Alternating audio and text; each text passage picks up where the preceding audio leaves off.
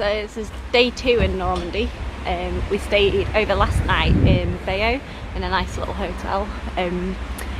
And Bayeux is really cute. I like it. It was quite quaint, and there were on all the shops and buildings, it's all like thank you, and lots of pictures of what it used to be like in the olden days, so that was quite interesting. And because we're here, we're now at the Museum Memorial in Bayeux. We're here looking at the USA tank.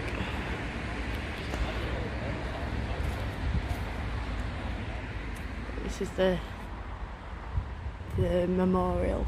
I'm not entirely sure how much it is to get in, so we'll find out, but we're gonna have a look at the tanks and things anyway. This is Canadian. It's an assault tank, and it was called a Grizzly.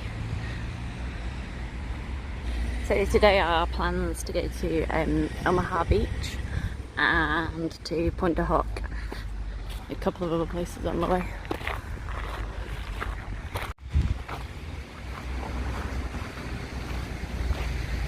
And this tank is an American M10 tank destroyer based on the Sherman tank.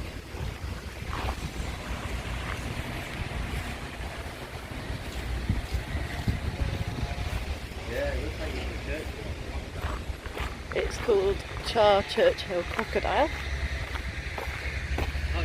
and it's British flame-throwing tank. It's a slight variation on the Churchill tank if you know your tanks. I don't know my tanks, but it's a pretty hefty thing. You can imagine a battle between these. So this one is a German tank. It's a Danzer 38 tank destroyer. It's also known as Hetzer. Just wanted to show you this. Like literally everywhere we have been, I don't know if you can see that, but everywhere we've been on, you can see all down the road there as well, all throughout Normandy, there are these on the lampposts of all the war heroes and all their names. It's quite a good memory actually. It's not just British, it's, you know, every nationality. And they're just on every single lamppost. If you go past, you can have a look and see there's a Canadian lady there. So we're at the Bayeux War Cemetery. I'm about to run over by a bike. It's not something I particularly feel great filming, but I am gonna, because I feel it's important. Like if you can't get here, it's an important thing to see because it does bring everything home. There are many cemeteries across Normandy. This is one of them. There are 4,144, I think I've got that right, British buried here, and 500 sort of other nationalities, mostly German, and then there are 388 unidentified bodies here too. So I am going to film, but I'm not going to talk as I get around, but I'm going to let you see.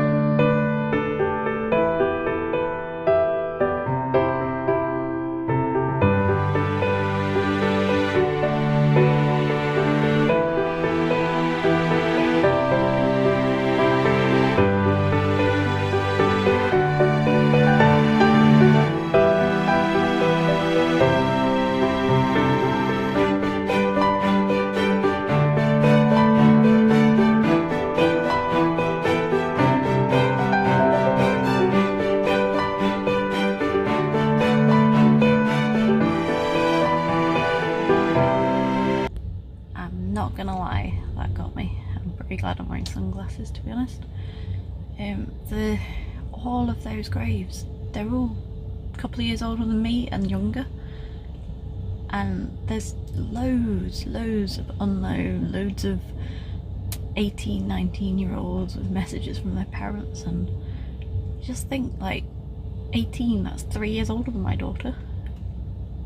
I can't imagine my daughter, any of my children doing that, going through that and losing a child in that situation. I mean, you think of the soldiers and you think how brave they were, but you think of the families that they left behind, the wives, the children, the parents. I guess they've got knowing that their child died for a reason, for a cause, and what they believed in, but it's horrible. It's horrible to lose your child to war and to something like that. And really, a lot of respect to those families, as well as to those that gave their lives, and those that survived, and those that did that because, you know, as the grave said, they did it for us. They did it so that, you know, we could have life as we know it. Life would be very different if that day hadn't happened and if those people hadn't given their lives. So we owe them a lot. We shouldn't forget. Well, this is Omaha Beach. This is the part of the shore where the Americans had the responsibility of coming. Roughly 2,000 American soldiers lost their lives on this beach. And they had to, the Germans were on they had like traps on the beach, and then they had bunkers on these hills behind. The soldiers had to first make it sort of across to this bit, which was pebbly, it wasn't this, and then across to these hills. So this is like a sculpture here, a memorial there to commemorate all those soldiers.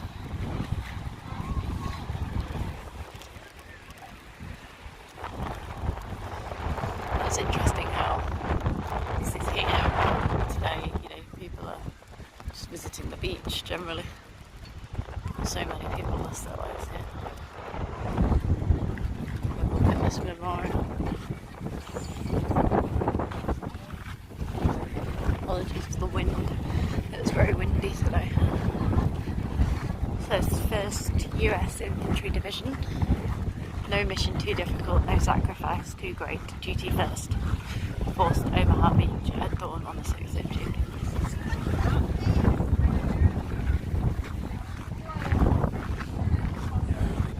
The Allied forces landing on this shore, which they call Omaha Beach, liberate Europe, June the 6th, 1944. Memorial's called the Braves. It will serve as a significant tribute to the courage of the Allied forces soldiers who sacrificed their lives for the liberty of our peoples, and as a reminder to coming generations that those who died did so in defence of our shared values of tolerance and freedom. Struck me the sheer length of the shore. I mean, we've driven from one end to the other is probably about an hour's drive of all the different beaches in a row. The sheer scale of the operation that they did, the planning, all the things they needed to do in order to make it work, the paratroopers and taking out different places. It's actually incredible what they achieved, and all the things that went wrong on the day as well. It's amazing.